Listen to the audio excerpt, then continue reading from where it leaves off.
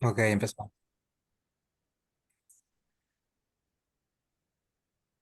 Creo que podría compartir la pantalla y Iván ya hace la presentación para que empiece, ¿no? Ok.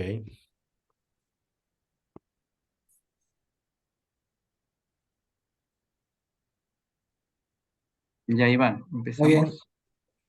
Buenas noches a todos. Gracias por la presencia de este webinar.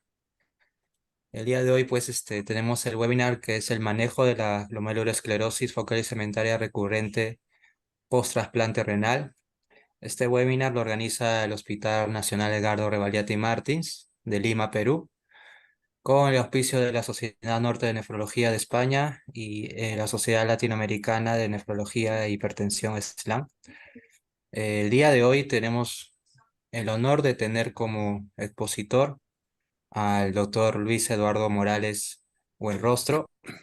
El doctor es jefe de área de nefrología de trasplante del Instituto Nacional de Ciencia Médica y Nutrición Salvador Subirán de México, profesor titular de nefrología de la Universidad Nacional Autónoma de México, expresidente de la Sociedad Mexicana de Trasplantes, expresidente del Instituto Mexicano de Investigaciones Nefrológicas y es expresidente del Consejo Mexicano de Nefrología. Doctor Morales, gracias por su presencia, gracias por su colaboración para poder presentar este webinar. Muchas gracias. Pues gracias por la invitación y vamos a iniciar con unas definiciones que por los términos que vamos a estar manejando durante la presentación. Vean ustedes cómo podemos hablar de glomerulosclerosis focal y segmentaria recurrente, que es cuando primero conocemos que hay un paciente que tuvo como causa de la enfermedad renal crónica de los riñones nativos una glomerulosclerosis focal y segmentaria y desarrolla una glomerulosclerosis focal y segmentaria primaria en el riñón trasplantado, ¿no? Y luego de novo es cuando el paciente tenía otro tipo de patología en los nativos y en el post-trasplante desarrolla una glomerulosclerosis focal y segmentaria primaria o secundaria en el riñón trasplantado. Hablamos de primaria, por esto de que si es primaria o secundaria, hablamos de primaria cuando esta es causada por un factor circulante. Ya ven que hemos hablado en múltiples foros de un factor circulante que produce una disfunción de los podocitos de manera generalizada. Y secundaria, generalmente hay un fenómeno adaptativo como resultado de una reducción de la masa nefronal o también posiblemente toxicidad directa de fármacos o varias infecciones, que en el contexto de trasplantes estas toman mucha relevancia, ¿no? Como ahora lo vimos en COVID. Y luego esta glomerulosclerosis focal y segmentaria genética, es decir, que ya está demostrado que hay mutaciones de los genes que codifican para ciertas proteínas que se expresan en los podocitos o en el diafragma de la hendidura, y eso lleva a estas alteraciones. Entonces, cuando hablamos de primaria, secundaria o dentro de estas que pudieran llamarse primarias pero genéticas, también hay que pensar que en la etapa post-trasplante el porcentaje de recidiva va a ser muy diferente. El manejo pues también variaría, no es lo mismo hablar de un factor circulante que hablar pues de una infección o toxicidad de fármacos o una mutación, ¿no? Entonces, vamos a hablar un poquito de epidemiología. Quiero mostrarles datos de México. Este es un registro cuya iniciativa fue del doctor Luis Enrique Álvarez Rangel del Instituto Mexicano del Seguro Social y que involucra a varios centros en México. Vean cómo aparecieron o iniciaron en diferentes años, unos desde los 70s. Y bueno, la doctora Virgilia Soto Abraham, que es una de las nefropatólogas más reconocidas en México y que trabaja en dos grandes hospitales públicos y en que es el Hospital General de México y el Nacional de Cardiología, y en el Hospital Español de manera privada, es donde colectó la gran mayoría de los datos, y también una gran base es del Hospital La Raza del Seguro Social. Estos son los estados de la República que cubre. Como ven, no es un estudio nacional, pero pues me parece una muestra representativa. Vean cómo eran alrededor de 10,400 biopsias. De una primera biopsia son la mayoría, el 85%, y rebiopsias en el mismo paciente en un 15%, ¿no? Vean cómo de riñones nativos también es la gran mayoría, pero nada despreciable, un 31% de injertos. Si nos vamos a los diagnósticos principales, vean cómo, tomando en cuenta así eh, todo desde glomerulopatías secundarias, los trasplantes con sus rechazos, etcétera, vean cómo focal y segmentaria constituye la tercera causa o motivo de biopsias, ¿no? Más o menos 1,000 casos en esta serie. En los riñones nativos, cuando los dividimos en nativos, vean cómo es el segundo más frecuente, ¿no? El primero es nefropatía lúpica, que también en el hospital donde yo laboro, pues nefropatía lúpica es lo que más biopsiamos, pero vean cómo focal y segmentaria se convierte en segundo lugar. Si hablamos solo de glomerulopatías primarias, es la más común. Vean casi el doble de la que le sigue, que son estas podocitopatías sin esclerosis, seguramente cambios mínimos. En los injertos ya no aparece. Vean cómo la única glomerulopatía que aparece en injertos es esta glomerulonefritis proliferativa extracapilar, que es bastante alta para lo que uno esperaría, ¿no? En injertos, pero vaya, llama la atención que ya no la encontremos. Alguna vez platicábamos con algunos de ustedes acá en el SLAN en Córdoba de que nosotros no veíamos tantas recidivas de focal y segmentaria en los injertos, y aquí es un ejemplo, ¿no? En la etapa post-trasplante, pues pueden ser recurrentes, ya sea primarias o secundarias, o de novo, ¿no? Y la gran dificultad de diferenciar recurrentes o de novo es que un gran porcentaje en nuestro país, por lo menos esto pasa en México, entre 45 y 65% no tenemos una etiología, y eso es porque llegan muy tardío el paciente urémico con requerimiento de diálisis, y ya no hay posibilidad de hacer una biopsia, y aunque la hiciéramos, pues seguramente encontraríamos esclerosis global que no nos ayudaría mucho al diagnóstico. En algunos lugares hay renuencia a realizar biopsias, y luego en los injertos, ya hablando del injerto, pues muchos son biopsias por protocolo versus indicación clínica, pero también algo que algunos centros más pequeños encuentran es que aunque tengan patología o las biopsias, luego no les es factible complementar la evaluación con inmunofluorescencia o microscopía electrónica. Gran parte de los microscopios electrónicos en México se centralizan en la Ciudad de México, y eso ha sido un problema para todos los nefropatólogos que están en otros estados de la República.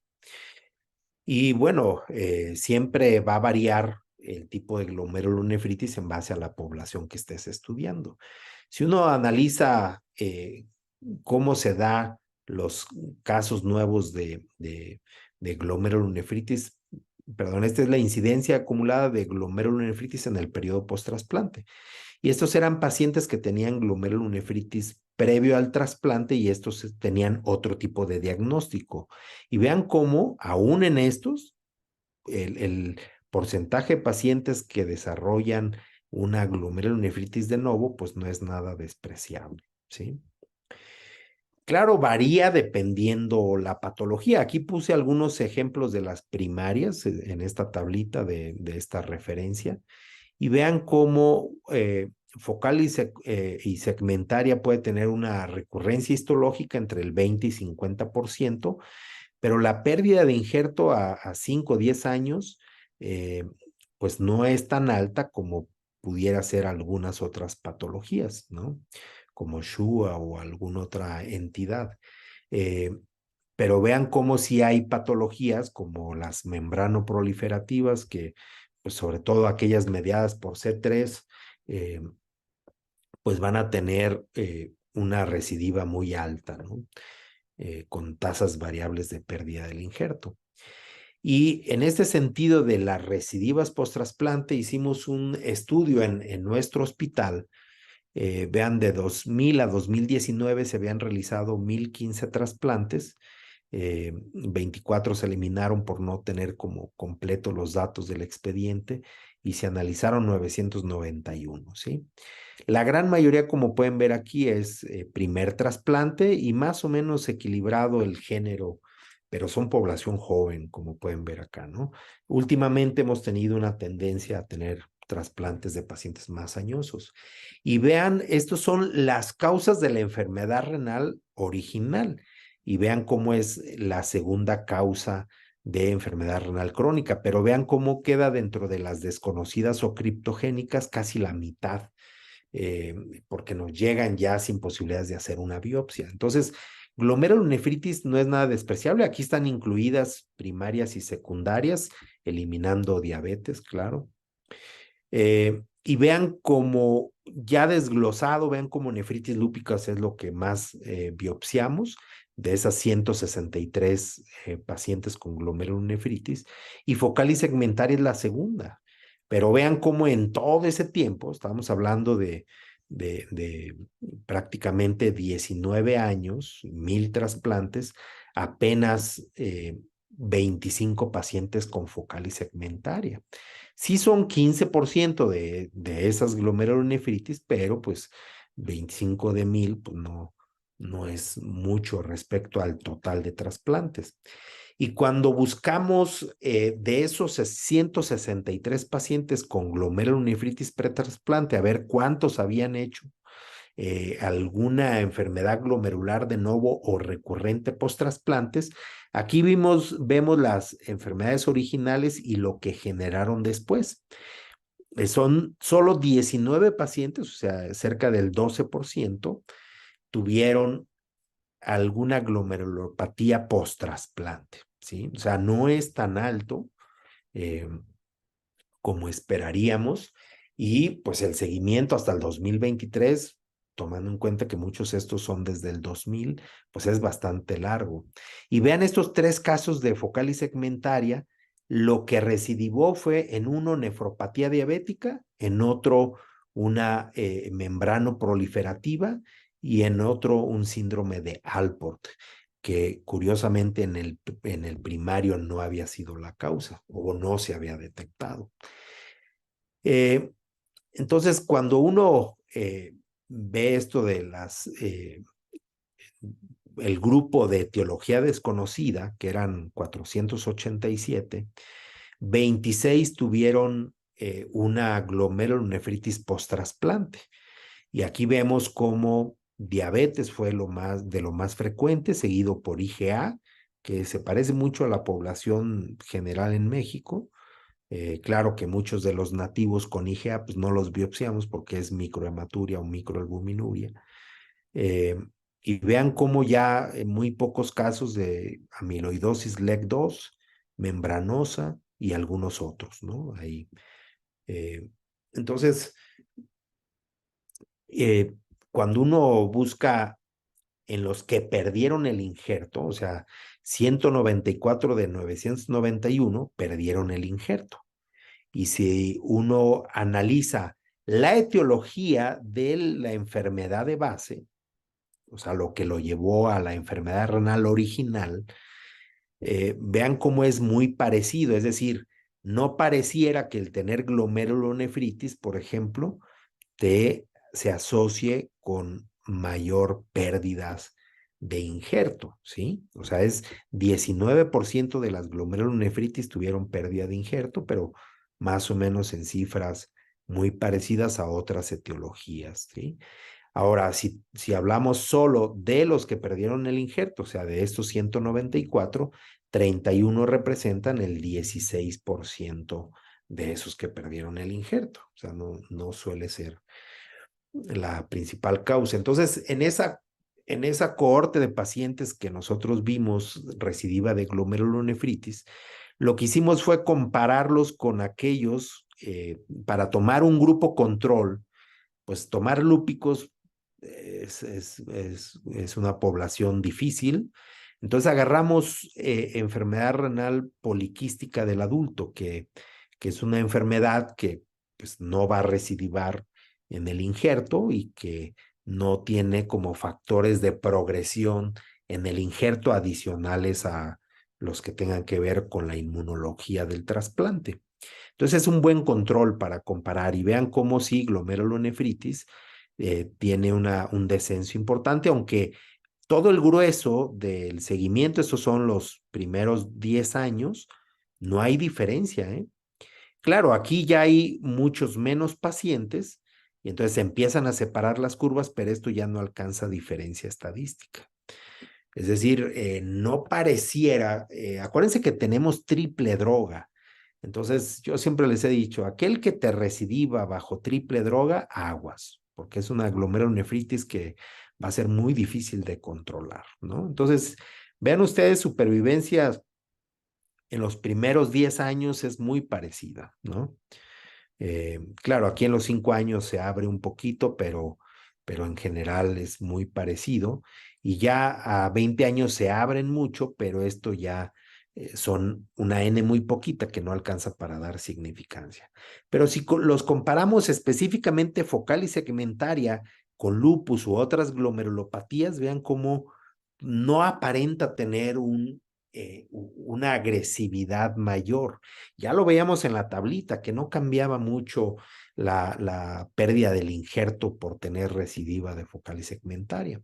Entonces, cuando vemos este estudio del grupo de Halloran, que es un grupo con biopsias protocolizadas y cada vez que se perdió un injerto se iban hacia atrás a revisar a detalle cada una de las biopsias, me parece que es el más completo como para ver a las glomerulonefritis como causa de pérdida del injerto, porque tienes múltiples biopsias, y vean cómo el 18% se le adjudicó a una glomerulopatía.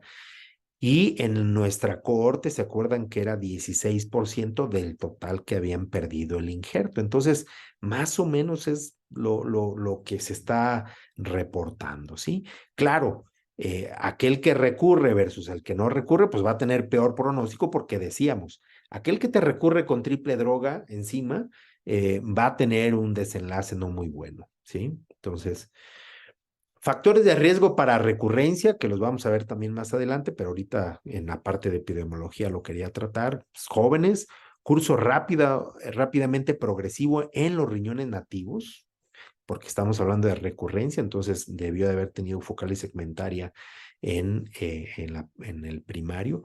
Recurrencia en injerto previo, si es que ya es un segundo trasplante. Enfermedad sistémica nativa activa al momento del trasplante. Acuérdense que en lupus, en vasculitis, se da un periodo de tiempo de inactividad para poder trasplantarlos.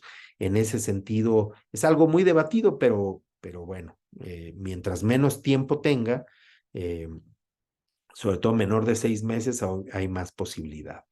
Inhibidores de mTOR, nosotros cuando empezamos con el estudio CONVERT, participamos, fuimos el segundo grupo que más pacientes metió en el estudio CONVERT, empezamos a notar que nos hacían proteinuria algunos pacientes que convertíamos a mTOR y hacíamos biopsias y encontramos mucha confusión de podocitos, ¿no? Y bueno, trasplante renal de donador vivo relacionado. Vamos a ver unos casos para que ejemplifiquemos lo que hemos visto nosotros, que ya vieron que es poco, ¿eh? O sea, no necesariamente, y unos casos no son trasplantados de nuestro hospital, pero nos llegan posterior. Entonces, vamos a ver 3 casos. Este es el primero, una mujer de 52 años de edad. Ella sí tenía focal y segmentaria desde el 99 como diagnóstico primario, tuvo síndrome nefrótico y tratado con prednisona, ¿no? Llegó a trasplante renal, le donó su madre, esto fue el trasplante en el 2011, o sea, si se diagnosticó de focal y segmentaria en el 99, pues tuvo un buen tiempo de tratamiento de la patología y seguramente después en diálisis.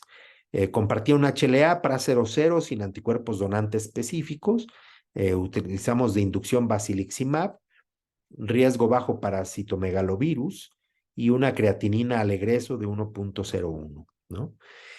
Y aquí vemos la evolución. Acá está en el 2011, recordando que se trasplantó justo en junio del 2011. La creatinina era de 1.1, seguía para 0.0 sin ADES, biopsia al tiempo cero, atrofia tubular y fibrosis intersticial leve, y estaba con tratamiento a base de triple droga, tacrolimus, micofenolato y prednisona, que es como el esquema de la casa. La creatinina después empezamos a ver 1.2 y vean acá como 1.4. La albuminuria en 70 miligramos no llamaba la atención, 64 miligramos acá, buenos niveles de tacrolimus. Ya empezaba a ver algunos anticuerpos clase 1, pero sin anticuerpos clase 2, no tenía anticuerpos donante específico. A los 3 meses nosotros hacemos biopsia protocolizada, la cual fue normal, y pues seguía con misma droga, solo se agregó enalapril y pravastatina, ¿no?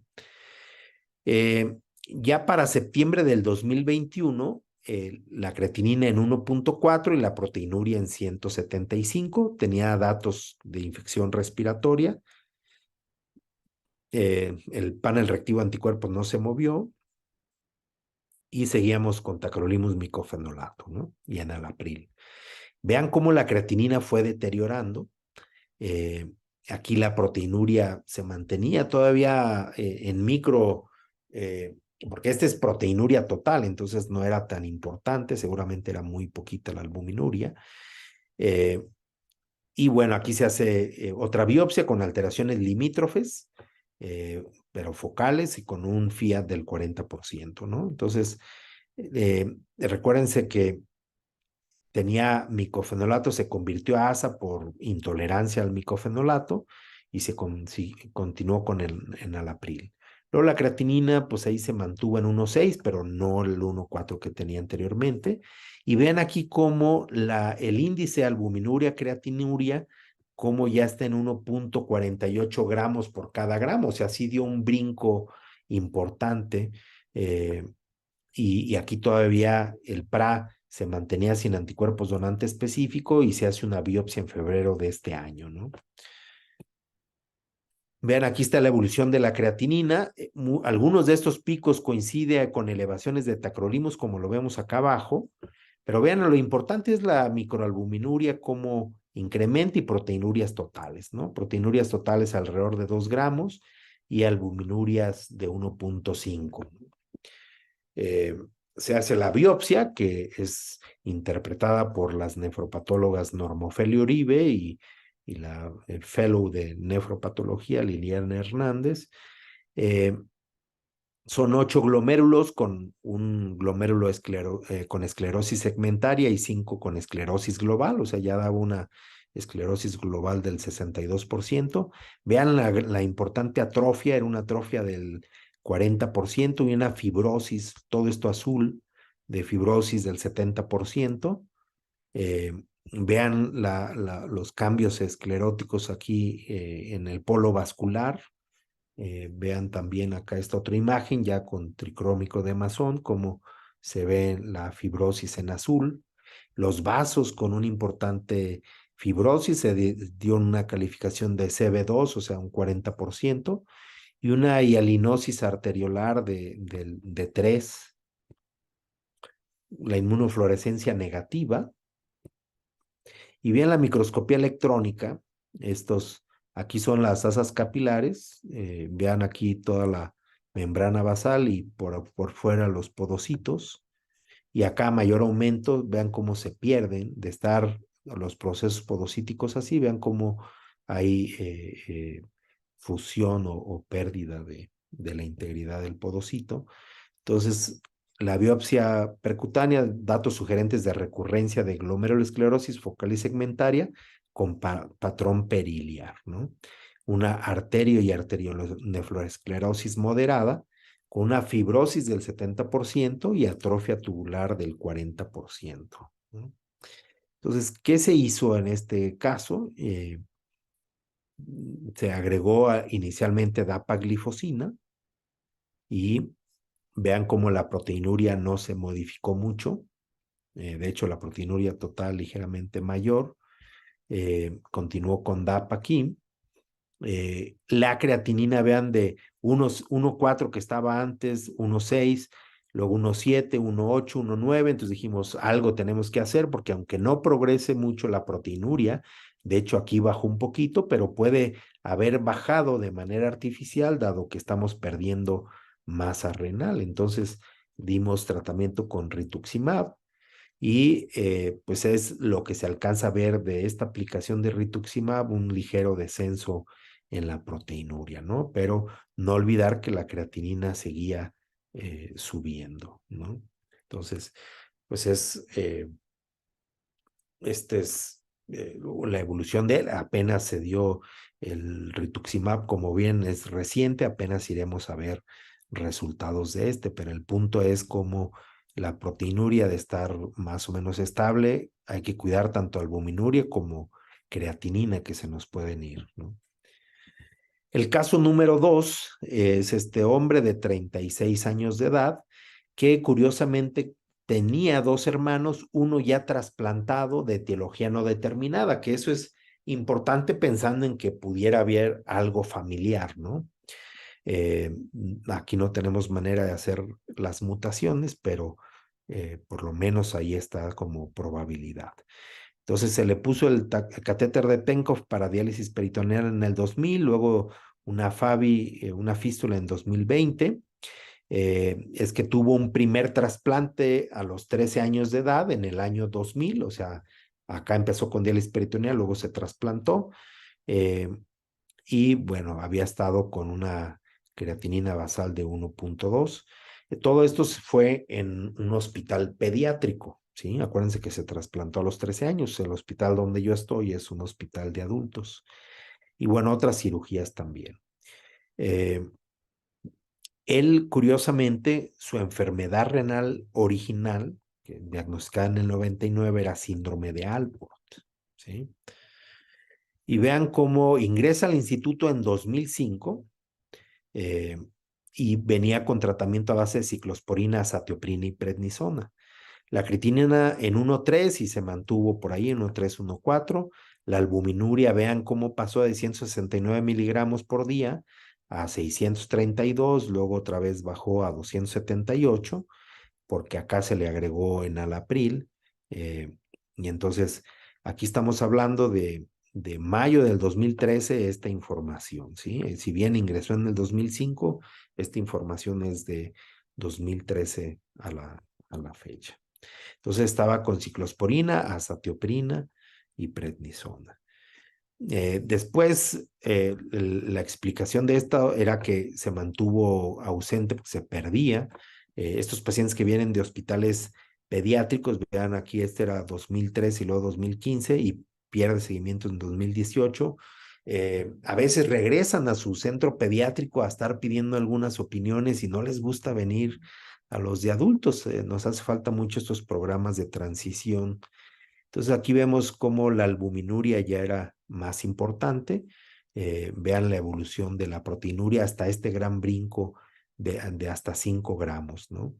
Y la creatinina entre 1,4 y 1,7 en todo este tiempo. Entonces, aquí se hace la biopsia del injerto, seguía con ciclosporina, azatioprina, que era lo que se dejó en el hospital pediátrico. Entonces se hace la biopsia renal con 19 glomérulos, solamente 2 esclerosados. Vean, no se ve tan azul en esta ocasión. La fibrosis es del 20% y atrofia del 20%. Vean cómo están las luces abiertas, se ve muy bonito este capilar glomerular. Vean aquí el polo vascular, cómo se ven muy bonitos arterial aferente y eferente. Pero vean aquí cómo se empiezan a ver estas áreas de esclerosis y con algunos dilatación de capilares peritubulares que ya empieza a ver algunas células inflamatorias y alinosis arteriolar como ven aquí y cambios crónicos en las arterias que les da un CB1 del 10%. La inmunofluorescencia solamente pintó positivo para albúmina en membrana basal por la proteinuria, pero vean todo lo demás negativo, incluyendo el C4D. La microscopía electrónica, aquí vemos estas líneas de podocitos, pues esta parte mucho mejor, pero vean otras áreas muy mal conservados y vean aquí cómo se ve a mayor aumento estos cambios en los podocitos, ¿no? Entonces, es una solamente capilaritis peritubular leve, toxicidad crónica por inhibidor de calcinurina por la hialinosis, glomerulosclerosis focal y segmentaria con patrón periliar, la dan como potencialmente secundaria. Tenía que ver con el porcentaje de fusión de podocitos y otras cosas ahí, ¿no? Fibrosis intersticial y atrofia tubular leves y aterosclerosis leve. Entonces, vean cómo evolucionó después. Esto estamos de febrero, abril y acá julio del 2023. La creatinina, cómo se ha ido hacia arriba. La albuminuria, acuérdense que se dieron aquí 3 bolos de metilprednisolona porque tenía esta capilaritis. Nosotros ahí siempre, cuando hay limítrofes o cambios que no completas todo el diagnóstico de humoral, pues damos sus bolos, ajustamos la inmunosupresión. ¿Se acuerdan que tenía ciclosporina? Los cambiamos a tacrolimus, a azatioprina lo cambias a micofenolato y prednisona, ¿no? Y el enalapril. Entonces, vean cómo la proteinuria ya está en 143 miligramos por gramo y acá el índice en 521. Ahí va otra vez, bajó con los bolos, aunque parecía secundaria por biopsia, esta respuesta parece más de primaria. Y vean cómo otra vez ya pasa el efecto, ya para casi 5 meses después, empieza otra vez a aumentar. Vean la creatinina cómo se nos ha ido para acá y luego con el tratamiento cómo se dio este bajón. La albuminuria en el índice, vean cómo aumentó en estas últimas 2 mediciones. La proteinuria total había bajado y bueno, pues es un paciente que estamos contemplando pues también darle tratamiento adicional. Y este tercer paciente es un masculino de 27 años. Él también tiene enfermedad renal crónica original de los nativos, secundaria focal y segmentaria en 2004. Tenía 8 años de edad y llegó a falla renal crónica en el 2013. Tenía síndrome nefrótico resistente a esteroides que ameritó en el hospital pediátrico la realización. No sabemos muchos detalles, pero hablaban en un resumen de resistencia a esteroides y que le hicieron nefrectomía bilateral antes del trasplante.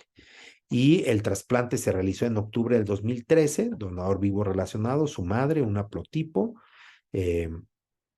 Y para septiembre del 23, que ya llegó con nosotros, tenía un PARA de 1 y 0%, sin nada, sin nades.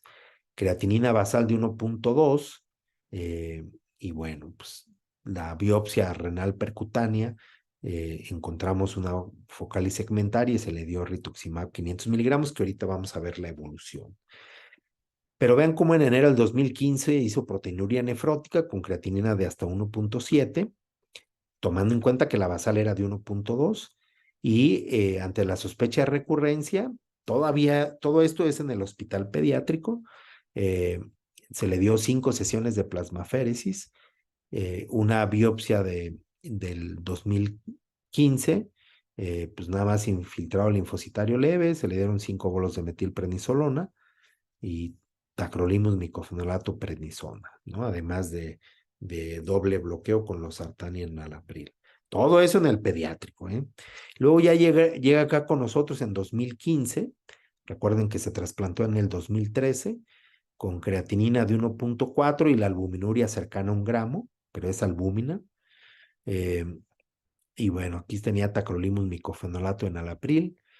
Aquí vean, tuvo una infección de vías aéreas superiores y diarrea sin evidencia de lesión renal aguda, pero se hace evidente una lesión renal aguda con creatinina 2.7 que luego regresa.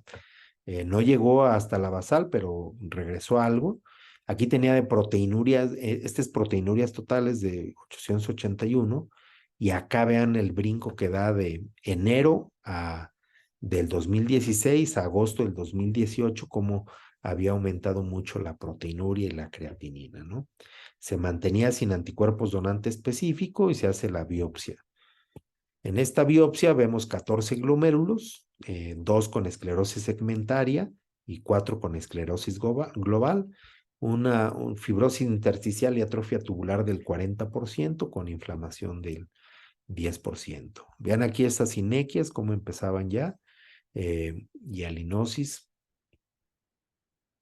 Y vean aquí, tubulitis, por aquí anda un linfocito, vean lo que intenso respecto a las células tubulares con su halo claro alrededor, que es una tubulitis apenas T1, ¿no? Del limítrofe. La inmunofluorescencia es negativa y vean los podocitos, cómo hay un borramiento de los podocitos muy esfacelados, se pierde completamente. Entonces es una recurrencia de focal y segmentaria de patrón no específico, con alteraciones limítrofes, datos sugerentes de toxicidad crónica por inhibidores de calcineurina, fibrosis y atrofia tubular del 40% y con lesión cicatrizal cortical. Entonces, dentro de la evolución, acuérdense que había ingresado en el 2015 la creatinina con esta lesión renal aguda que había regresado hasta 1.86 y aquí había llegado con albuminuria de 4.8 gramos. Entonces aquí fue la biopsia, mostró la focal y segmentaria. Y bueno, hasta aquí nada más había recibido la ajuste de la terapia inmunosupresora. Aquí la creatinina, vean cómo va de 1.8 a 2 y la proteinuria pues iba como sube y baja. Vean, si bien las proteínas totales eran de 3.6, la albuminuria no llegaba a 1 gramo todavía. Y aquí la proteinuria de 3 gramos con albuminuria de 1.9 y aquí la proteinuria bajó, ¿no? Entonces, aquí el punto es lo que puede llegar a tardar a veces la microscopía electrónica. Aquí la microscopía electrónica muestra podocitos con edema citoplasmático, simplificación de procesos podocitarios o fusión de podocitos en 40%, y lo dan como una glomerulosclerosis focal y segmentaria periliar, ¿no? Se dan bolos de metilprednisolona. Luego acá vean otra vez la proteinuria da un brinco. Acuérdense que aquí ya había bajado a menos de 1 gramo, que no habíamos dado Rituxi ni ninguna otra cosa. Y luego otra vez 7.15 gramos, albuminuria. Esta es la albúmina sérica, que ya empezaba a bajar. Se le da rituximab, 500 miligramos dosis única. La proteinuria se mantenía. Aquí estamos hablando de 2 meses. Ya para 6 meses después, que es cuando ya empieza a actuar el rituximab, pues todavía la proteinuria estaba muy elevada. Entonces, aquí se habían dado plasmaféresis 4 sesiones. A pesar de eso, no mejoró, de hecho, aumentó. Entonces se dan otras sesiones de plasmaféresis más otra dosis de rituximab. Estamos en el 21. Ya en el 22, vean la creatinina cómo ha ido aumentando. Acá estaba en 2 y aquí está en 2.5, 2.4. La proteinuria de 2.1 gramos, o sea, sí bajó. Y aquí de 1 gramo, o sea, sigue bajando. Pero vean cómo aquí los CD19 ya estaban en 8.1 células y entonces se le dio otra dosis de rituximab en junio del 2022. Acá ya estaban otra vez como queriendo repoblar, o sea, no están en 0, hay quien toma 0, 2, 5 células, entonces, pero el hecho de que habían depletado a 0 y luego otra vez empiezan a ver, pues otra dosis de rituximab, y bueno, parte del plan es, está requiriendo más o menos en 6 meses, lo que hemos evaluado nosotros es que en 6 meses puedes perder efecto. Entonces acá estamos planeando igual y darle otra dosis, ¿no? De rituximab ahora. Vean la proteinuria, cómo ha llegado a ser hasta 10 gramos. Ya va en descenso, aunque la creatinina paulatinamente se ha ido progresando. Entonces, claramente se ven cuáles son los que tienen una tendencia a tener daño más importante. Entonces, vamos a ver algunas cosas importantes. Este Visual Abstract nos muestra el tema de la recurrencia post-trasplante. Recuerden que el proyecto Tango es un registro de glomerulopatías post-trasplante. Es un estudio multicéntrico internacional, pero observacional al ser un registro. Incluye 11,700 trasplantes, 15 centros de Europa, Brasil y Estados Unidos. Y en este en particular se analiza la focal y segmentaria. Eran 176 pacientes. Se excluyeron las focales segmentarias secundarias ya sea por clínica o por hallazgos sugerentes de secundaria en la biopsia. Vean cómo recurrencia hubo en el 32%, que fueron 57 casos de estos 176, y en 39% de estos, que son 22 de los 57, hubo pérdida del injerto con un intervalo intercuartilar de 5 años, ¿no? Una mediana, perdón, de 5 años. Y el tiempo de recurrencia, vean, que estas luego son las agresivas, ¿no? De 1.5 meses. Pero vean cómo de estos 176 casos era de 0 a 11 meses la recidiva, ¿no? Y entonces la edad promedio al trasplante eran 39 años, o sea, otra vez, pacientes jóvenes, la mayoría hombres, muy pocos hispanos por pues, la población que están incluyendo. Y vean cómo algunos habían recibido plasmaféresis profiláctica y bueno, síndrome nefrótico en el 77%. Bueno, otros datos, vamos a ir dando algunos puntos importantes a contemplar en focal y segmentaria. En este estudio que estudiaron búsqueda dirigida de mutaciones en los genes que codifican para estas proteínas, eran en pacientes con focal y segmentaria, con recurrencia post-trasplante, y vemos cómo el 22%, o sea, 12 de 53 que se estudiaron, contaban con mutaciones, ¿no? Y el 38%, 5 de 12 de esos que tenían mutaciones, tuvieron recurrencia de proteinuria. Pues no está nada despreciable, pensando en que, pues si tú le pones un injerto que no tiene una mutación a un individuo que tiene mutaciones para proteínas de los podocitos, pues no, como que uno no esperaría que recidivaran en el injerto nuevo que no tiene dichas mutaciones, ¿no? Pero bueno, y nada más para ejemplificar esto que hablábamos del factor circulante, está este estudio del 96, donde ya se hablaba vean, de 44, digo, perdón, eran 100 pacientes con focal y segmentaria, de esos 44 nunca se trasplantaron y estos 56 se trasplantaron, de esos 33 de 56, o sea, más de la mitad tuvieron recurrencia. Es alto en este grupo, ¿no? Y vean aquí cómo el factor, la actividad de permeabilidad que analizaron estos autores se veía aumentado respecto a los que no tenían recidiva, ¿no? Entonces, de ahí se hablaba de la fuerza de este factor circulante. Y bueno, dándole peso a esto, a una posible proteína que estuviera también por ahí circulando. Este es un estudio de 8 receptores renales, a los cuales se les dio 1 a 3 ciclos de 2 a 7 sesiones cada uno, ya sea de absorción, de terapia de absorción o plasmaféresis o la combinación de ambos. En uno desapareció la proteinuria, en uno la proteinuria fue menor a 2.5 y en uno fue dependiendo del tiempo, ¿no? Y vean cómo aumentó la proteinuria 2.9 a 4.6 veces.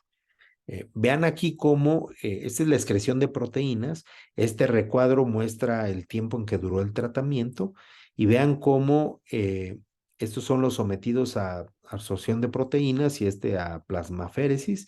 ¿Y cómo hacen un descenso importante de las proteínas? Ese es el porcentaje, como del 100% llegan al 50% los de plasmaféresis y a menos del 25% en los de absorción de proteínas, pero vean cómo luego tienden a rebotar también, ¿no? Y bueno, se han buscado varios anticuerpos, autoanticuerpos contra diferentes proteínas y se ha buscado cuáles de ellos se asocian con recidiva de focal y segmentaria versus no recidiva. Y a través de métodos muy complejos buscaron, vean todos los que se exploraron, 789 diferentes autoanticuerpos, de cuál fueron cribando con hasta 151, específicamente en focal y segmentaria recidivante o recurrente, y luego se quedaron con 10 como los que tenían más impacto. Y aquí están enumerados los 10. Vean contra qué están dirigidos estos autoanticuerpos. Son diferentes proteínas y acá lo que se ve es cómo en los que tienen recidiva versus no recidiva hay mayor expresión, si se fijan. Estas son 7 de las proteínas de estas 10, son las primeras 7 que vemos aquí, y en todas vemos como este patrón parecido, como en los de recidiva, que son las barras negras, está más elevado que los de no recaído o recurrencia después del trasplante, ¿no? Entonces, se hacen estas áreas bajo la curva con más o menos importante, eh, con una buena fuerza, estas de punto, área bajo la curva en punto 92, combinando algunos de estos autoanticuerpos que están marcados aquí, ¿no? Entonces, pues se ve como interesante, habrá que ver qué tanto persiste este tipo de autoanticuerpos. Y luego vemos estos algoritmos también donde se nos proponen qué hacer de manejo previo al trasplante. Si tienes un paciente con focal y segmentaria, si ya no tiene gasto urinario o la proteinuria es menor de 3 gramos, te puedes ir, evalúa el riesgo de recurrencia de la focal segmentaria, pero de alguna manera como que puedes trasplantarlo. Si la proteinuria es mayor de 3 gramos, aguas. O sea, estos pacientes o hacerle nefrectomía química con IECAS, AINES y la combinación de ellos, ablación renal o cirugía, nefrectomía quirúrgica, ¿no? ¿Cómo podría ser esto de ablación renal? Pues lo que hacemos en muchas ocasiones es estarlos ultrafiltrando, o sea, en hemodiálisis, aun cuando no tengan uremia todavía, o sea, que no requieran hemodiálisis, los puedes meter a hemodiálisis. Si ya lo vas a trasplantar en esos días, lo puedes meter a hemodiálisis para estarlo depletando de volumen de manera importante, agregando AINES y ECAS y demás simultáneamente para tratar de tumbar toda la función renal residual y que esta proteinuria importante no te haga complicaciones posoperatorias, ¿no? Eso es muy importante tomar en cuenta en la focal y segmentaria previo al trasplante, y eso se nos olvida mucho, como que nos enfocamos mucho a qué hacer después, pero esta parte pre-trasplante es muy importante. Y son artículos viejos, quizá por eso ya no se hace tanto hincapié hoy en día. En el manejo post-trasplante, pues estarlos monitoreando con albuminuria, proteinuria, y vean aquí si el índice albuminuria, creatinuria es mayor de 0.5 en un spot, recolecta orina de 24 horas, si es menos de 2 gramos, pues seguirlo con spots, si es mayor de 2 gramos, biopsia, y plantea la posibilidad de plasmaféresis y si es que ves cambios compatibles con focal y segmentaria, porque pudiera tener alguna otra cosa. Si el índice es menor de 0.5 en los seguimientos, pues solamente lo monitoreas de manera intermitente y vigilas que no haya recurrencia, ¿no? Entonces, hay que recordar que para todos aquellos que entran con cierta proteinuria post-trasplante, más o menos la resolución de la proteinuria de nativos es de 4.5 semanas, ¿sí? Que va de 1 a 10 semanas. Es relativamente rápido. Entre los cambios hemodinámicos perioperatorios, el inhibidor de calcineurin y demás, sí le pega mucho a la proteinuria de los nativos, ¿no? Entonces, aguas entonces con estos puntos y sobre todo si ya está más de 2 gramos, biopsia, ¿no? Nosotros biopsiamos con índices mucho más bajos, no esperamos tanto. Entonces, pues para el diagnóstico, vigilancia post-trasplante, presencia de síndrome nefrótico o biopsia renal en proteinurias significativas, hay quien pone 1 gramo. Nosotros con un incremento, si no tenía y te sube de repente a 500, verificas en otra albuminuria y si persiste o se incrementa más, aun cuando no llegue al gramo, biopsiamos, ¿no? Y obviamente, pues lo que tú buscas en microscopía electrónica es esfacelamiento de los podocitos o fusión de podocitos o como le quieran llamar. Y evaluación de causas secundarias, siempre en trasplantados, causas virales, ¿no? Parvovirus, citomegalovirus, virus Epstein-Barr, BK, virus de hepatitis C, VIH, todos se han asociado de una u otra manera con focal y segmentaria y ahora con la pandemia el SARS-CoV-2 también fue asociado, ¿no? Muy importante, si el paciente está con mTOR y está haciendo proteinuria de novo, pues también tomarlo como una posible causa y otras cosas que no es tan común que utilicemos en trasplantados, ¿no? Y esto, pues, adicción a drogas inyectadas.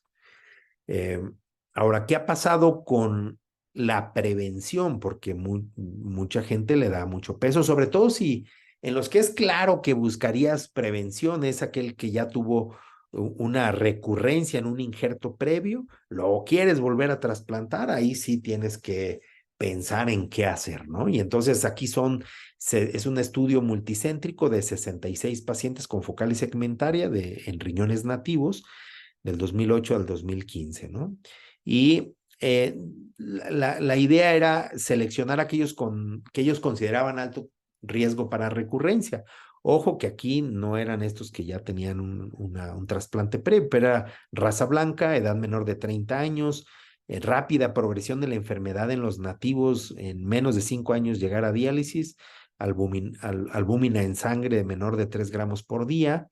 Y bueno, los dividieron en alto riesgo, 37, y el grupo control fueron 27, ¿no? De estos 66.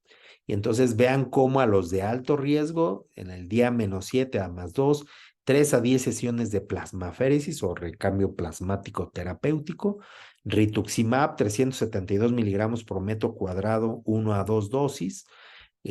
Acá fueron 28 pacientes con plasmaféresis y los 37 recibieron rituximab. Es decir, no todos recibieron plasmaféresis. Y acá el grupo control, placebo solamente, ¿no?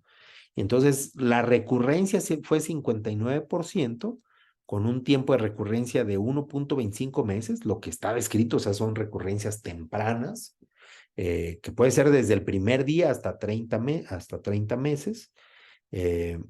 Y hablaron de respuesta cuando la proteinuria urinaria era menor de 1 gramo por gramo, ¿no?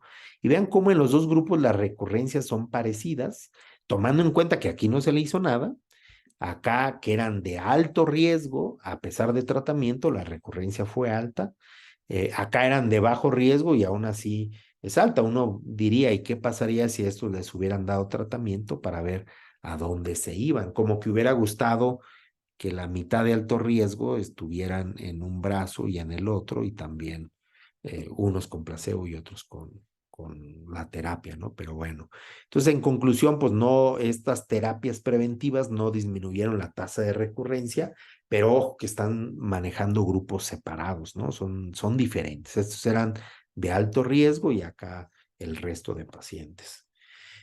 Y entonces, ¿qué hacer con estas recurrencias? Entonces dice, a ver, si ya tienes probado por biopsia que es una focal y segmentaria de recurrencia, ¿qué tan temprano fue? En los primeros 3 meses, directo plasmaféresis con o sin rituximab. No te la pienses, hay que darle tratamiento. Ahora, ¿fue más de 3 meses después del trasplante? O sea, una recurrencia tardía. pues primero búscale si hay causas secundarias, drogas, toxinas, infecciones, etcétera. No las hay, aparentemente, pues como nuestro paciente que ese que respondió con bolitos de esteroide, aunque decíamos histológicamente parece secundaria, pues aguas, hay que darle plasmaféresis o rituxi, con o sin rituximab, porque no necesariamente vas a tener evidencia de algo secundario, aunque la histología lo muestre. Y bueno, si sí tienes causas secundarias, tratas la causa secundaria, es decir, la infección, retiras los medicamentos que estén haciendo toxicidad, etcétera. Pero si el paciente no regresa, no tiene remisión de la proteinuria, pues darles tratamiento también, ¿no? Es decir, no siempre nos confiemos en de que con que hay una causa secundaria y nos cruzamos de manos. Si no ves respuesta, pues hay que tratarlo también. Y en caso de que haya respuesta al tratar la causa secundaria, pues solamente vigilar, ¿no? Entonces, resulta claro y fácil de seguir este tipo de algoritmos. Y bueno, regresando con este caso, cuando veíamos después, ya una vez que tuvieron recurrencia, los dividieron en aquellos que les iban a dar recambios plasmáticos terapéuticos en 38 y rituximab a 20, ¿no? Con más inmunoglobulina. Y vean cómo la respuesta con reducción de proteinuria en menos del 50% o con una reducción de al menos el 50%, hubo 87% de respuesta con una pérdida del injerto por recurrencia del 10%, que pues está baja comparado a los otros reportes que habíamos visto de que la recurrencia causa muchas pérdidas del injerto, ¿no? Y bueno, no, esto era pérdida del injerto. Curiosamente, estos no habían recibido rituximab. Vean que acá fueron 38 en total y acá son 20 solo con rituximab. Entonces, ya habíamos visto esto de la recurrencia del estudio Tango, pero aquí no, lo que quiero mostrarles es los factores de riesgo para recurrencia. Vean, a edad mayor, ya ven que otros nos reportaban edad joven o jóvenes, aquí es edad mayor y por cada década cómo aumenta el riesgo, que lo cual es medio contraproducente a otras cosas que habíamos visto. Raza blanca, eso sí se reproduce. El índice de masa corporal es protector, es decir, a mayor índice de masa corporal reduce el riesgo. Y cuando se hizo nefrectomía de los nativos, curiosamente hay mayor riesgo, ¿no? Entonces, ya habíamos visto que la recurrencia era como del 32% con pérdida del injerto del 39%. Yo les decía que era acá mucho más alta que la del otro estudio que se les dio rituximab con plasmaféresis. Y bueno, aquí ya habíamos visto otra vez este ejemplo, si es recurrencia temprana directo plasmaféresis y si no, búscale causas infecciosas y demás, ¿no? Entonces, tú buscas una reducción de proteinuria de más del 50% o que se mantenga abajo de los rangos nefróticos, ¿no? Recomendaciones de experto para recurrencias tardías no son las mías, son en esta publicación. Valorar respuesta clínica a las 2 semanas.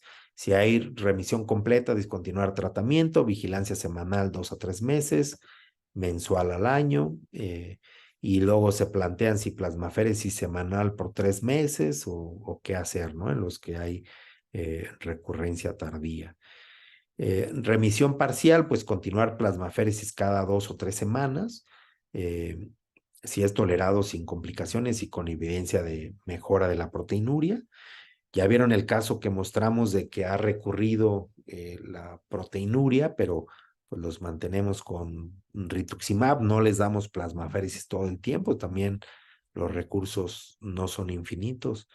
Y en recaída puede pasar en el 40% de los casos y pues hay que repetir tratamiento con plasmaféresis usado en la recurrencia inicial.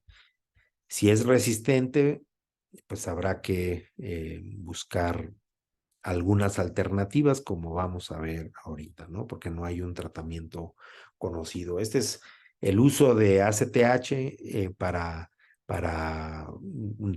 focal segmentaria resistente post-trasplante.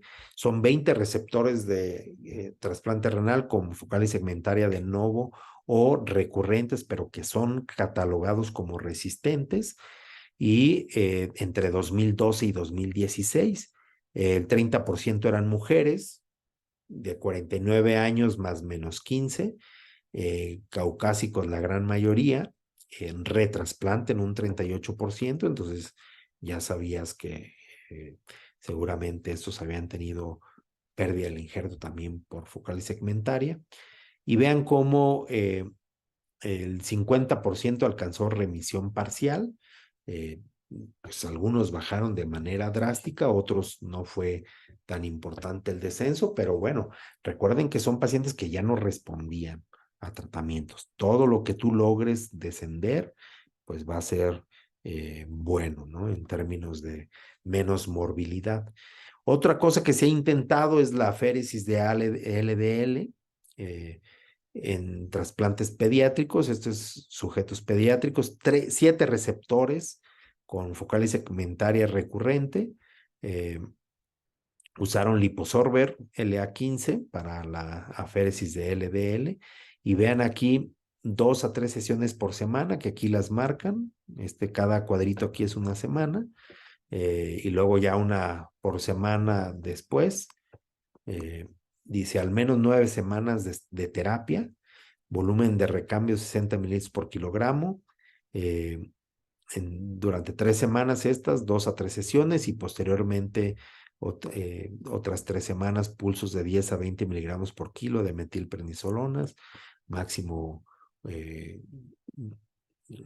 más las sesiones semanales que están descritas ahí. Y pues vean, estos son los 7 pacientes que están aquí, lo que recibieron de tratamiento: esteroides, azatoprina, rituximab, plasmaféresis, rituximab, abatacept, plasmaféresis, rituximab, ciclofosfamida, plasmaféresis, rituximab, plasmaféresis, además de esteroides, claro. Y bueno, vean cómo la duración de la plasmaféresis muy variada, de 3 a 5 meses, 18 meses con plasmaféresis. Se ve difícil, ¿no? Pero bueno. Y vean las proteinurias, abajo de esto son 2 gramos, abajo de la línea, cada uno es un caso de los 7, y vean cómo todos logran reducción. Se queda ahí en la rayita, pero todos los demás sí reducen por debajo de 2 gramos, ¿no? O sea, todos alcanzaron esa meta de 2 gramos por día, y los casos 1, 2, 5 y 7 alcanzaron la remisión completa, ¿no? Vean ahí todas las sesiones que se les dieron. Y bueno, otros tipos de tratamiento que se han explorado. Este es un estudio prospectivo, 9 receptores de focal segmentaria recurrente, y probaron abatacept o belatacept.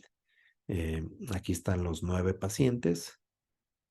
Vean, antes de la abatacept o belatacept, pues recibieron otra vez plasmaféresis, rituximab, inmunoabsorción, rituximab, inmunoabsorción, rituximab, plasmaféresis, ¿no? O recambio plasmático terapéutico. Y bueno, pues aquí vean la creatinina y la albuminuria, pues en general, pues muy variado en estos casos, ¿no? Vean. Las flechitas, aquí están los tratamientos indicados arriba. Y algo que se ha visto en pronóstico es que si recurre, les va peor que los que no recurren. Eso nos debe de quedar muy claro. Pero aún así, vean cómo los que no alcanzan, de los que recurren, los que no alcanzan remisión, les va a ir muy mal comparados a remisión parcial o remisión completa. O sea, si tienes algo de remisión, son pacientes que lo van a lograr, y se espera una larga sobrevida del injerto, ¿no? Se están intentando otras cosas. Aquí es otra vez terapia anticipada con rituximab para prevenir la recurrencia. Y bueno, pues ya esperaremos a ver, va a ser plasmaféresis más rituximab o rituximab.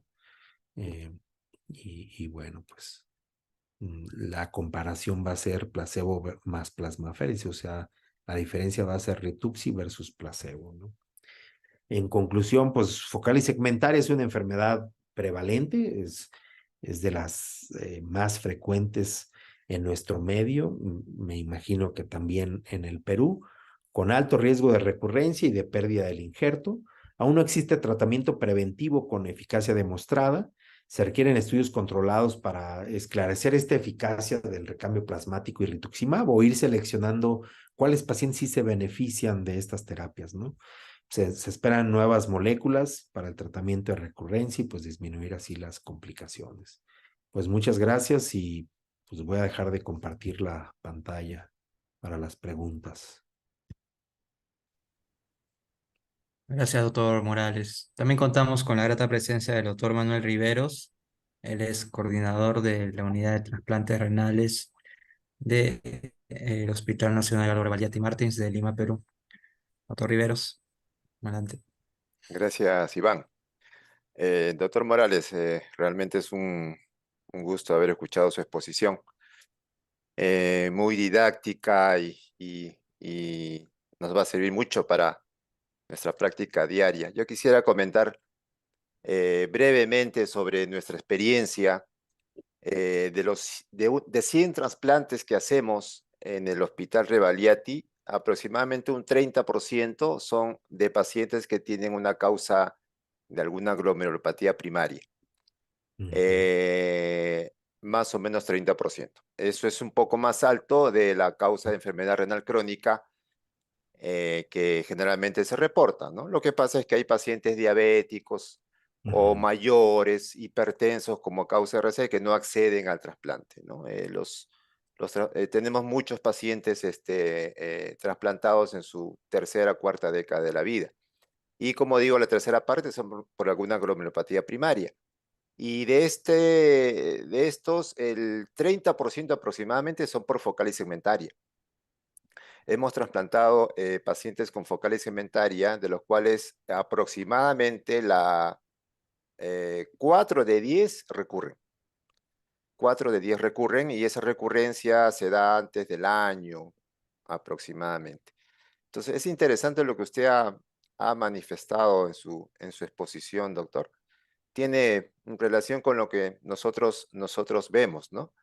Y teniendo en cuenta que hay alto porcentaje de causas no filiadas que se pierden ahí, y esa focal segmentaria de novo, en realidad no sería de novo, sino es tal vez una recidiva. Yo quisiera ir ya en concreto, doctor, preguntarle sobre estos casos que usted ha presentado, que serían casos de una recidiva muy tardía, ¿no? Me parece que en el primer y segundo caso se presentaron después de más de 10 años, me parece Sí. el diagnóstico biópsico. Sí, solo se acuerda el que venía de un hospital pediátrico, ya lo habían tratado en varias ocasiones con plasmaféresis, que no tenemos tanto detalle porque el resumen era muy escueto, muy corto, y no sabemos detalles, pero ese se ve que les hizo recidiva temprana y le iniciaron plasmaféresis muy temprano. Y ya nosotros le hemos seguido con plasmaféresis con rituximab, ¿no? Pero los Porque a otros sí veces son tardías, sí. cuando tenemos pacientes de trasplantados de larga data, y ya con un nivel de creatinina, digamos, en 2.5, y le hacemos una biopsia, a veces nos queda la duda si es que ese patrón de focal y segmentaria es asociada a una recidiva o es secundario a alguna hipoxia, isquemia, al daño por los medicamentos. Entonces, a veces tenemos la duda si respondería a algún tipo de esquema, usar plasmaféresis o no, rituximab, y a veces no nos responden. Entonces, Sí. En el hospital tenemos mucha duda sobre eso cuando hacemos una biopsia y con Tardía. proteinuria de 1 gramo, entre 1 o 2 gramos, muchas veces ya lo asociamos al daño crónico. Hace poco estuve en una charla con un grupo de argentinos y ellos presentaron un caso de una paciente trasplantada 20 años trasplantada, que encontraron un patrón de focal segmentaria, un Fiat moderado, grado 2, y le dieron plasmaféresis, inmunoglobulina, me parece. Entonces son esquemas, tipos de manejo interesantes que Sí. uno en la experiencia uno lo asimila y es interesante porque obviamente cada uno tiene su respuesta, su experiencia y en esta conversación que tenemos, lo bueno es que vamos a sacar provecho de eso. Entonces quería preguntarles si en algún momento tienen alguna duda en tratar o no tratar estos pacientes con... Pues como vieron ustedes, la verdad es que los que hemos tenido nosotros de los nuestros han sido tardíos. Y ahí nunca hemos planteado plasmaféresis como una opción, porque en estos que tú concibes que hay un factor circulante, sin duda a la recidiva esperas que sea muy temprana, ¿no? En los otros podría ser algún otro, el factor que esté modificando los procesos podocíticos, porque estos invariablemente se han corroborado en las biopsias y que tengan al menos 50% más de borramiento de los procesos podocíticos, y eso ya te define que sí sería diferente a las causas secundarias, ¿no? Y en ellos, pues, básicamente lo que hemos hecho es intensificación de la inmunosupresión en el entendido que la que tienes te está fallando para controlar la enfermedad.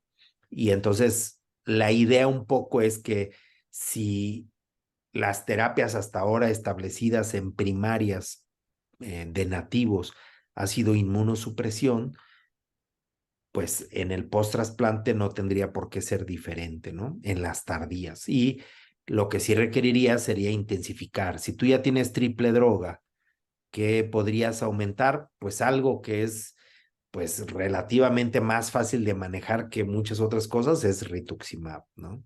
Y en ese sentido, por ahí nos vamos nosotros. Plasmaféresis en el tardío sin demostrar algo que esté ahí como factor circulante, no lo veo tan viable. Inmunoglobulina, yo en lo personal no me gusta mucho inmunoglobulina, pues casi para nada, no la uso mucho. Entonces, básicamente rituximab sería como mi opción de tratamiento, ¿no? Los casos que hemos tenido de recidiva usando plasmaféresis, hemos tenido una respuesta parcial en un 50-60%, pero parcial definida como una reducción de la proteinuria en más del 50%. ¿Y cuántas Eh, plasmaféresis? eh, ocho sesiones de plasmaféresis interdiario. Sí. Rituximab no hemos usado mucho en realidad en las recidivas durante el primer año. Como le digo, las recidivas parciales en un 60%. En un caso hemos intentado hacer plasmaféresis crónica, Ujú. pero ante una negativa del paciente, bueno, no se hizo, pero era un Sí. paciente que quedó con proteinuria de 1 gramo, gramo y medio, que nos hizo una recidiva en las primeras semanas. Entonces se Sí. planteó inclusive crearle una fístula arteriovenosa para que reciba las plasmaféresis, pero ante una negativa del paciente ya eso se dejó de lado. Nunca hemos hecho plasmaféresis por Crónica. mucho tiempo, Sí. pero Algo que está sí planteado también. hay que contemplar en todo lo que estuvimos viendo es como darles a conocer cómo se han ido descubriendo muchos autoanticuerpos o se han explorado. Acuérdense que estábamos muy felices con el SUPAR y luego ya vimos como que no es tan específico y demás, pero El punto de que haya muchos autoanticuerpos te hace pensar que lo que utilices para reducir producción de anticuerpos, al igual que lo hacemos en rechazo mediado por anticuerpos y demás, y sería igualmente funcional. Y en la gráfica esa que les puse, de donde daban plasmaféresis o inmunoabsorción, es muy interesante que se nos quede grabado esa parte, ¿no? Cómo tú puedes conseguir una reducción inicial, pero si no haces ninguna otra cosa, eso te va a empezar a rebotar, porque eso lo hemos analizado con los anticuerpos anti-HLA donador específico, ¿no? La plasmaféresis te lo reduce muy bien, pero si no haces ninguna otra cosa, pues se vuelve a producir, porque la célula plasmática está produciendo. Y entonces tú tienes que usar terapias combinadas. Y el rituximab precisamente te va a depletar células B para que ya no diferencien células plasmáticas. Pero ojo que el efecto no lo esperaría yo en los primeros 3, 4 meses. El efecto del rituximab lo esperaría yo después de los 4 meses, ¿no? Y es un efecto más sostenido y hay que estarle dando reaplicaciones. También mucha gente da una aplicación y espera que ya forever quede controlada. No, o sea, hay repoblación de células B, hay que volver a dar rituximab, por eso monitoreamos con CD19 la proporción de células CD19 para poder dar otra aplicación y con eso, en esos casos que tenemos, pues hemos logrado tener un poquito más espaciadas las plasmaféresis de este niño que sí requirió plasmaféresis peritrasplante, ¿no? Y ahí la lleva. Le hemos dado ya múltiples aplicaciones. El riesgo es de que pues hagas hipogamaglobulinemia, que hagas anticuerpos antiquimera y demás, pero, o sea, que se haga resistente ya al rituximab, pero para eso monitoreamos, o sea, previo, tenemos los CD19, damos el rituximab y a la semana o 2 semanas le medimos otra vez CD19 para ver si logró depletar. Si ya no están depletando, es que ya seguramente hiciste algún anticuerpo anti-rituximab, ¿no? Pero creo que en esos casos que tienen crónicos sí valdría la pena el rituximab como vía para reducir la producción de lo que sea que estén produciendo, ¿no? Ujú, correcto. Una última pregunta, si me permite, Iván.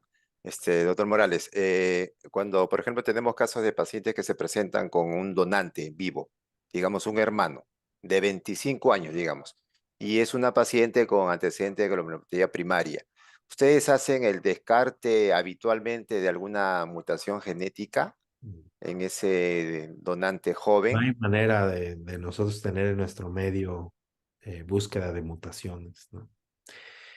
En los que resultaría más importante sería como el caso que les presenté. Ya tenían un hermano con enfermedad renal trasplantado, que no supimos la causa. O sea, ya estaba trasplantado en otro instituto, en otro hospital, y no tenían etiología porque llegó urémico. Y tienes un segundo con focal y segmentaria. eh, entonces, saber qué tanto es algo familiar o no es un poco difícil, pues tendríamos que empezar a explorar estas mutaciones, como usted bien dice, ¿no?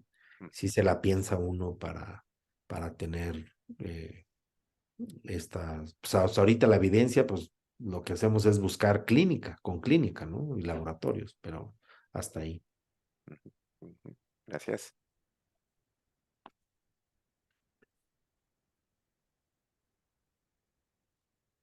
No sé si del público haya preguntas. Sí, doctor, hay una pregunta del público que dice, bueno, excelente presentación. ¿Qué tipo de inducción recomendaría en caso de las glomérulas focales cementarias, basilicidad versus timoglobulina? Yo la basaría en el riesgo inmunológico, ¿no? Eh, por lo que les comentaba yo de que en los casos que nosotros hemos tenido, eh, con todo y lo que hay detrás de focal y segmentaria, como decía el doctor Riveros, de poder distinguir cuándo es un patrón histológico versus una glomerulosclerosis focal y segmentaria primaria, pero pues nosotros no hemos tenido tantos problemas de recidivas tempranas y lo basamos hasta ahorita en en el riesgo inmunológico, ¿no? Si me permite, Iván, hace poco salió publicado un metaanálisis de los factores de riesgo para focalitis segmentaria post-trasplante. No se identifica el tipo de inducción, ya sea timoglobulina o basiliximab, como un factor protector. O sea, como usted dice, depende del riesgo inmunológico. No lo mencionan, no lo estudian tampoco. No tiene relevancia para prevenir la recidiva. Exacto.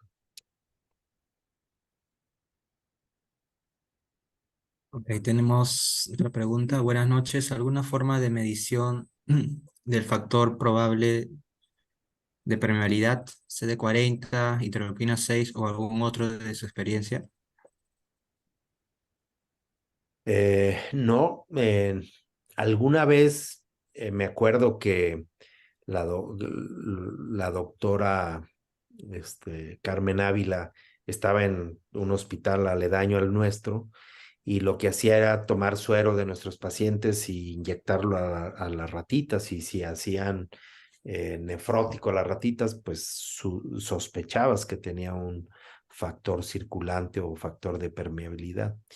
Pero pues la verdad es que inyectar suero de un paciente sin depurar, sin hacer ningún otro tratamiento, también no sabes si puede ser respuesta a proteínas humanas lo que haga el nefrótico a la rata, o si sea el factor circulante o no.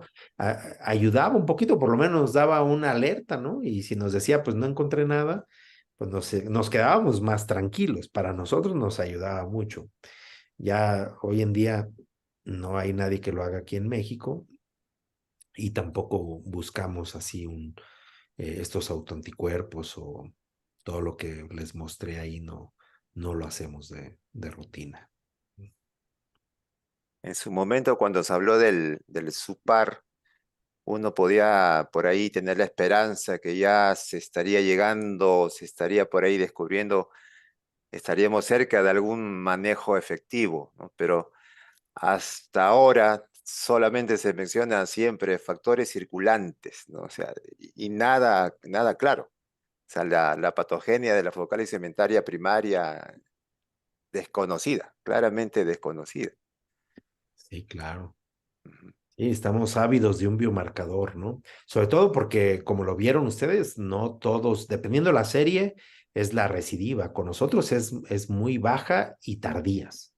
Son más fáciles de manejar, ¿eh? Esas no te llevan a pérdidas inmediatas. Esos casos que ustedes han tenido de recidivas tempranas, acá tuvimos un colega en medio privado, tuvo una recidiva temprana, y algún otro también de medio privado, y son graves, o sea, proteinurias que se les va la vida por la orina, y, y tienes que actuar muy rápidamente y la familia se te desespera. Son hospitalizaciones prolongadas, tratamientos muy caros en medio privado. Eso es, no fácilmente puedes lograrlo, ¿no? Vamos a una pregunta de Saúl González. Gracias por la ponencia. En relación al nivel de proteinuria por mTOR, ¿usualmente biopsian a los pacientes si evidencian una proteinuria nefrótica o primero suspenden de mTOR y ven la respuesta? Sí, la mayoría de las proteinurias con mTOR, cuando hicimos el estudio CONVERT, que los teníamos muy monitoreados, estaban con triple droga diferente, les quitabas el inhibidor de calcineurin y los virabas a sirolimus en aquel tiempo. Empezaban con microalbuminuria de bajo grado, microalbuminuria, y algunos llegaban hasta proteinurias menores de 1 gramo, pero entre los 500 y 800 miligramos, y esos los biopsiábamos nada más para descartar que no fuera otra cosa. Al no encontrar otra explicación, suspendíamos mTOR y veíamos cómo revertía la proteinuria, ¿no? Y solamente tuvimos 2 casos pues de más de 20 tratados con mTOR que hicieron proteinurias en rangos nefróticos, de más de 5 gramos las proteinurias, ¿no? En esos casos suspendimos inmediatamente, ya teníamos la experiencia de las otras proteinurias, suspendimos y revirtieron solo con la pura eliminación. Y eso fue porque uno de esos pacientes, la primera que tuvimos, no la podíamos biopsiar por diferentes circunstancias.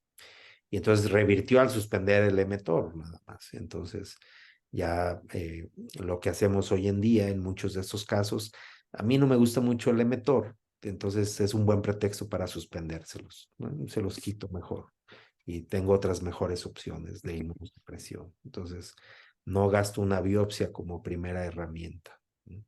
Si fuera nefrótico, sí, porque el que te haga proteinuria nefrótica aún con el emetor, aunque esté descrito, no sería como lo primero que habría que sospechar. Pero digamos que yo se los quitaba y hacía la biopsia simultáneamente, o sea, no me esperaría la biopsia no quiero tener un confusor ahí como causa proteinuria y seguirme a pesar de la proteinuria, con un medicamento que me puede causar proteinuria, o sea, teniendo opciones buenas, ¿no? Ok, doctor, tenemos una pregunta más preguntan, ¿hasta qué grado de cronicidad recomienda seguir con el tratamiento de residuos focal cementaria en un trasplantado renal? Esa es la pregunta del millón para todos, en todos los escenarios, ¿eh? O sea, ¿hasta dónde seguir tratando un rechazo medio por anticuerpos? Sobre todo estas terapias caras, ¿no? Rituxi, plasmaféresis y demás. Es que tú tienes que ver el contexto del paciente. Si es una recidiva de estas tempranas y que fue grave, ¿tú lo retrasplantarías? Quizás no sea su mejor opción, porque en el segundo trasplante, pues igual esperas que recidive así de grave, ¿no? O es lo que uno esperaría. Entonces, en ese contexto, pues yo intentaría, si puedo controlar la proteinuria e insistir en este paciente, pues sí. También hay que empezar a sopesar complicaciones. Es decir, si no se me ha complicado con las terapias, pues yo lo sigo tratando y tratando. Si ya empiezo a ver que me está haciendo eventos de infecciosos de repetición, infecciones serias, pues creo que es momento también de parar. Es un marcador que te avisa de que ya tienes que parar. El recurso, hasta dónde vas a gastar y gastar, también tendrás que plantearlo.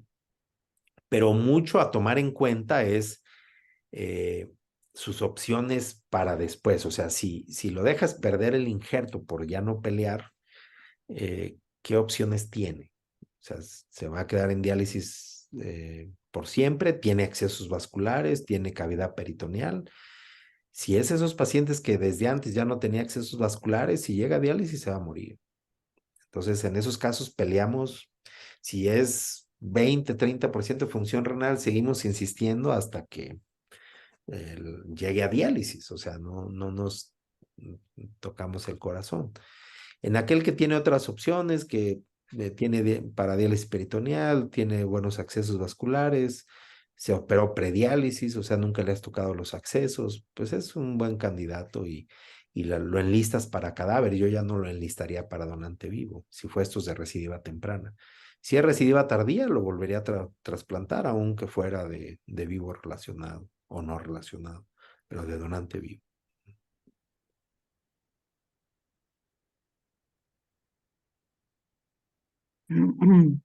Doctor, y la experiencia con ACTH o otras drogas no ayuda. Nosotros no hemos utilizado, incluso en las primarias y eso no recuerdo que hayamos utilizado en el instituto todavía. No sé ustedes si lo han llegado a utilizar. No, Tampoco. no tenemos experiencia, doctor. Sí, No tampoco tenemos. nosotros ahí. Doctor, y si en la Abatacept, focal Abatacept y Belatacept. Abatacept lo hubo para proyectos de investigación en reumatología, pero pues hasta donde sé no tenemos ni Abatacept ni Belatacept disponible comercialmente en México. Eh, lo que está aprobado para trasplantes Belatacept, pero no fue aprobado en México para la seguridad social, entonces no se comercializa en México. doctor, si un paciente con focal cementaria, la prueba genética sale positiva, entonces si llega a diálisis, la posibilidad de trasplantar, mm, Sí, sí, o sea, lo que pasa es que, pues como decía el doctor Rivero, si tiene sospecha de que alguien más de la familia tenga mutaciones, por lo menos los hermanos, pues quizás no sea la mejor opción, a menos que ya los hayas estudiado también. Si pudiste estudiar al paciente, pues podrás estudiar a los hermanos, ¿no? Pero para cadavérico, pues claro que sí lo pondría en lista de cadáver, ¿no? Ya vimos que las mutaciones sí recidivan, pero no son de las que tú esperas que sean tempranas. ¿No? Inclusive hay trabajos que dicen de que trabajos no muy grandes, pero que la recidiva es cero prácticamente cuando Sí, hay el defecto genético y otras sí han identificado, como usted lo sí, ha es que colocado, ¿no? en una de las diapositivas que les puse hablaban de 10, 15%, pero les decía yo que eh, cuando uno analiza como el sentido biológico, pues si es una mutación de los nativos, yo no esperaría que causara nada en los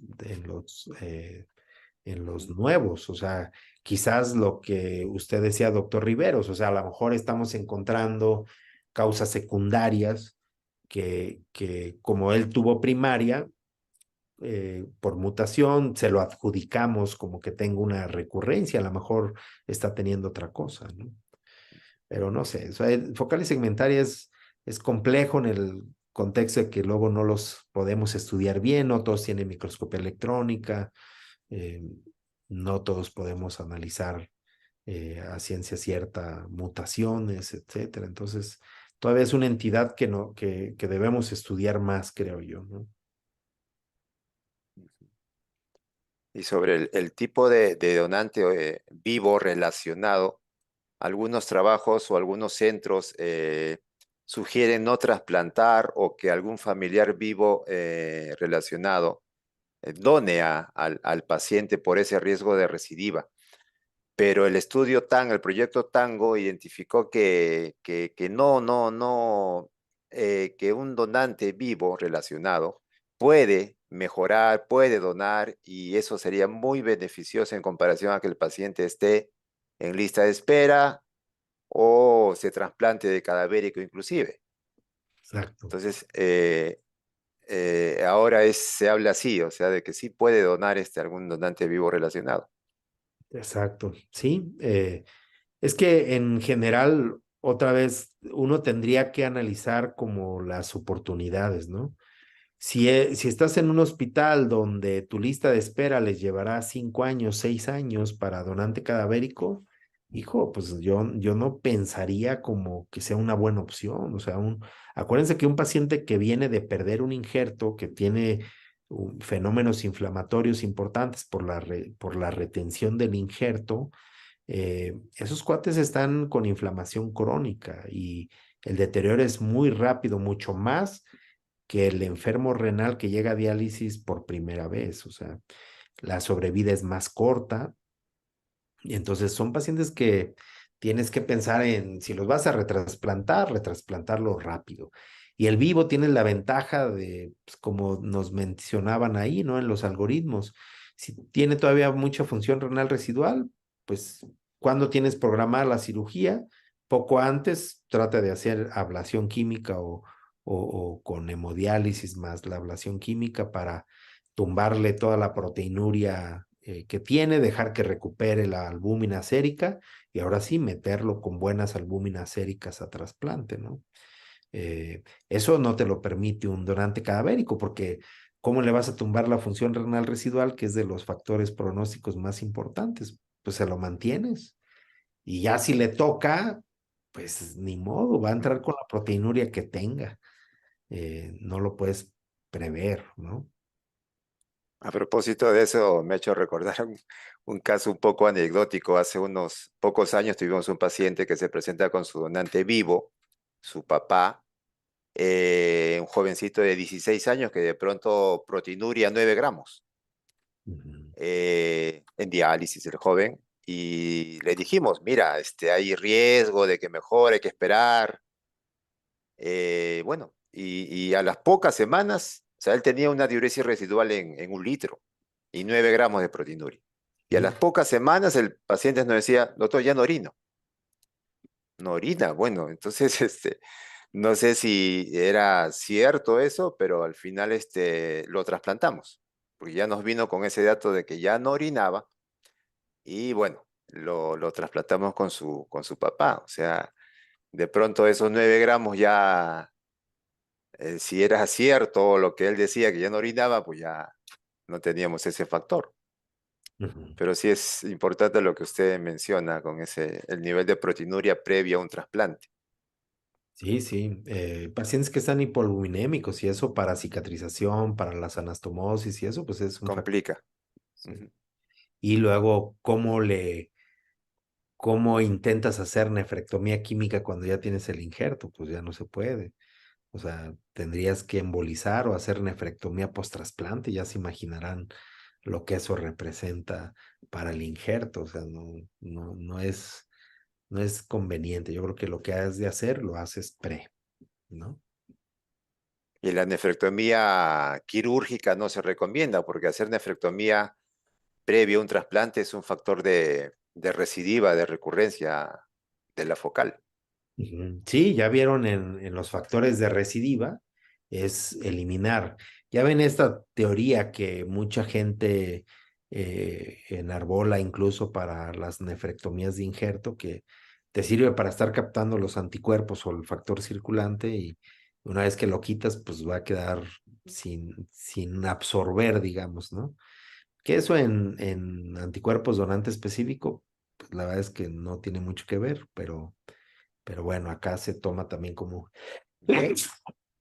perdón, se toma también como un factor de riesgo. Entonces, muy bien. ¿Alguna otra pregunta por ahí del público? Creo que ya no veo por ahí.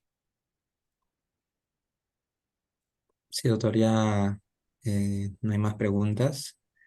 Más bien, le agradecemos bastante por su brillante exposición, aporte que nos sirve bastante para seguir también formando nuestras experiencias con los casos que nos presenten en la unidad de trasplante.